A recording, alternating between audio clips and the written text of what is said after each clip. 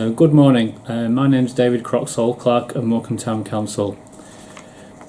At last Thursday's council meeting on the 28th of June, unfortunately the camera for filming the meeting wasn't switched on at the start of the meeting, which was an error on my part. In the interest of transparency, this is a statement from myself to say what happened in the few minutes before the camera was switched on, and read out a letter that the chairman read out during the meeting. At the start of the meeting, the chairman, who on that night was Councillor Janice Hanson, informed the meeting that I as the clerk would be making a short statement. This is what I said at the meeting. Last autumn, the council received a Freedom of Information request from Mr Williams asking for a copy of former Councillor Barber's resignation letter. That request was declined under section 40(2) of the Freedom of Information Act. Since that time, Mr Williams has complained to the Information Commissioner's Office, who has spoken to myself and sent me quite a long email. I'm now going to quote from that email.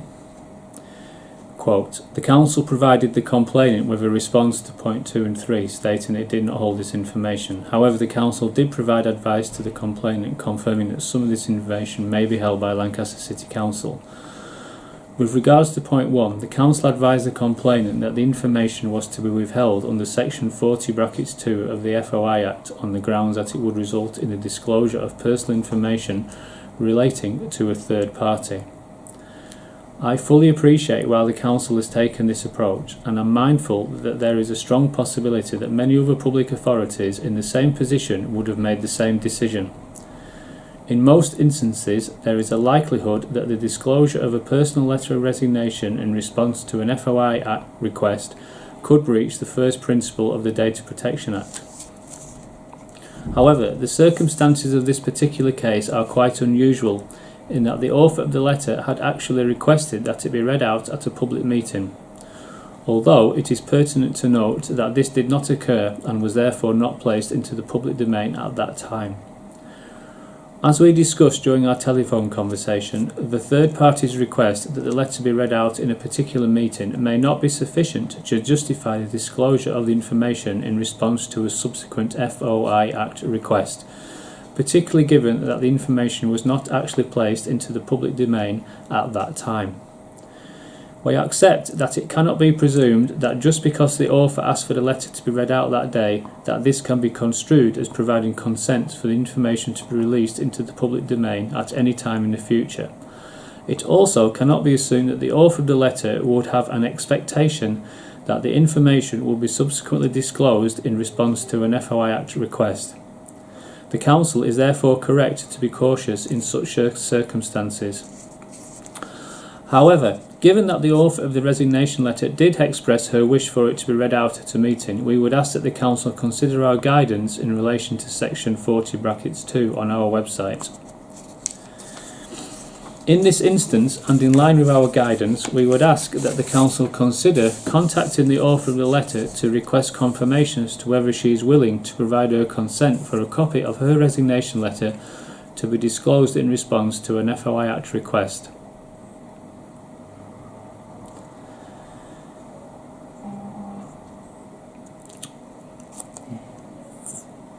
What then happened was I wrote to Mrs Barber and asked if she was prepared for her letter to be released to Mr Williams. Yesterday, which was the 27th of June, Mrs Barber wrote back to me by email and said she was happy for her letter to be released to Mr Williams. Therefore, that will be sent to him this week. Also in Mrs Barber's email to me on the 27th of June, she asked once again if her letter could be read out at the council meeting on the 28th of June. As the clerk, I spoke to the chairman and asked if he would consider reading the letter out. And although the chairman wasn't at the meeting on the 28th of June, the vice chairman, Councillor Hanson, did read the letter out. I'm now going to read the letter out from Mrs Barber, which was dated the 15th of March 2017. Just to confirm, this was read out in the meeting of the council on the 28th of June by Councillor Hanson. A letter of the 15th of March 2017 said, Dear Mr Croxall, I acknowledge receipt of your letter dated 13th of March 2017 sent by signed 4 mail. As you are well aware, my non-attendance has been mainly due to feeling threatened since events which started on the 15th of September 2016. There has been a severe effect on my health, and this was particularly the case in events preceding the meeting of the 19th of January 2017. Various issues are now being dealt with through the monitoring officer, and as you are also aware, the matter is by no means resolved. I have found difficulty in being a member of a council where certain members see representing the people of Morecambe as coming second to representing their own interests. You make reference to Section 85 of the Local Government Act 1972, but I note that you make no reference to the option available to the council under subsection 1, unless the failure was due to some reason approved by the authority before the expiry of that period, unquote. You leave me with no alternative but to resign forthwith from Morecambe Town Council. Please read out to the meeting the full contents of this email with the apologies, and please acknowledge its receipt. Yours sincerely, Barbara Barber.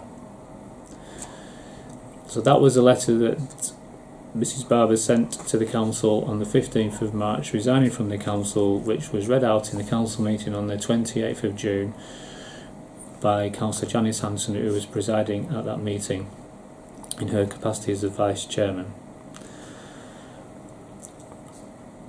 There were no questions and no further discussions on this matter. We then took apologies for absence, and it was at that point when the camera was switched on at the meeting on the 28th of June. Thank you.